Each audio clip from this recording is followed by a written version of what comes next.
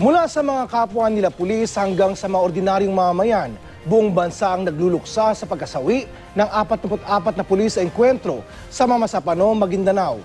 Pero wala nang masasakit pa sa pigating nararamdaman ng mga kaanak ng mga biktima. Balitang hatid ni JP Soriano.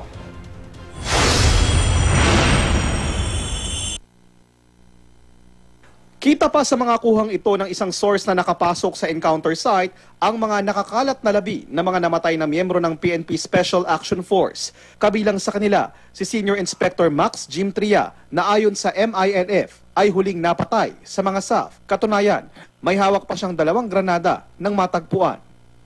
Sa karakter ni Tria, talagang Tria is he will fight it out, na he rather die than surrender. So kung makikita mo yung kanyang siya yung talagang last man standing. Kaya ganun na lang ang pagluluksa ng mga kababayan nang iuwi siya sa Catanduanes. At marami pang tulad niya na hinihintay ng kani-kanilang naulila sa iba't ibang bahagi ng bansa. Tulad ng amang naghihintay sa labi ni SPO1 Lover Inocencio na 7 taonan niyang di nakikita. Di ba ito kung kami mata. Makahilat mga ni ko, sir. Makadumdum ko sa unang panahon na gamay pa sa hantod nga. Nakasal na siya namin yun na karon pag yung magkita nga. Sukat pagkasal na karon pag yung nagkita na sa nga patay na.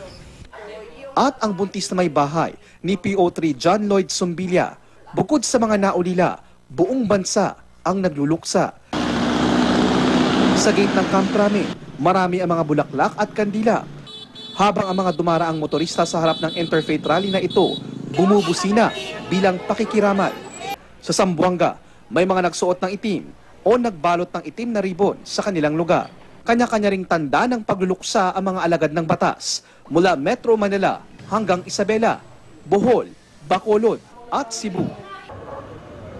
Sa Legazpi, Albay naman at sa Cagayan de Oro City, may mga nagpakalbo. Sa mismong bayan naman ng Mamasapano kung saan naganap ang madugong engkwentro, kapayapaan ang hiling ng mga kabataan. Nagpaabot na rin ng pakikiramay ang US Embassy at muling iginiit na patuloy ang kanilang suporta sa ating bansa para labanan ang terorismo at makamitang pangmatagalang kapayapaan. Ipinagmisa rin sa iba't ibang simbahan ang mga nasawing bayani tulad na lang sa Bontoc Mountain Province at sa Lawag, Ilocos Norte. Ibinaba rin sa half-mast ang mga watawat ng Pilipinas sa lahat ng pampublikong institusyon mula sa mga presinto at kampo ng militar. JP Soriano, GMA News.